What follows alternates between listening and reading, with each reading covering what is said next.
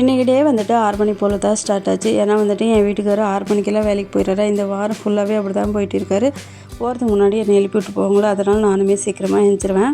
அப்புறம் தம்பி ஸ்கூலுக்கு போக ஆரம்பிச்சதுலேருந்து என்னன்னாக்கா, இந்த ஒன் பாட் ரைஸ் தான் அதிகமாக செய்கிறோமா. ஒன் பாட் ரைஸ் செய்யும் போது இந்த குழந்தைங்க வந்து நம்ம சாப்பாடு கொடுக்கணுனாக்கா இந்த இஞ்சி பூண்டு பேஸ்ட்டு தான் அதிகமாக சேர்க்குறோம். பட் செய்யறதா டேஸ்ட் நல்லாயிருக்கும். குழந்தைங்களுக்கு அதிகமாக கொடுக்கக்கூடாது அப்படின்னு சொல்லிட்டு நான் வாரத்தில் ஒரு 2 வாட்டியாவது நான் கொஞ்சம் சிம்பிளாக தான் செய்வேன் ரொம்பவே.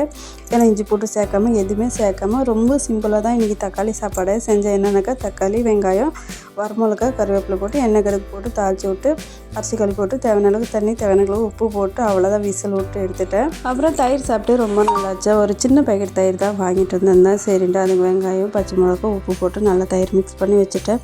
அது இல்லாமல் நம்ம வீட்டு ஆளுங்களுக்கு தயிரோட ஸ்மெல்லே ஆகாது. இருந்தாலும் தம்பிக்கு இன்றைக்கி ஒரு நாள் தயிரில் ஊட்டலாம் அப்படின்னு சொல்லிட்டு தான் எடுத்துகிட்டு வந்தேன். ஆனால் துளி கூட வாயிலே வைக்கல.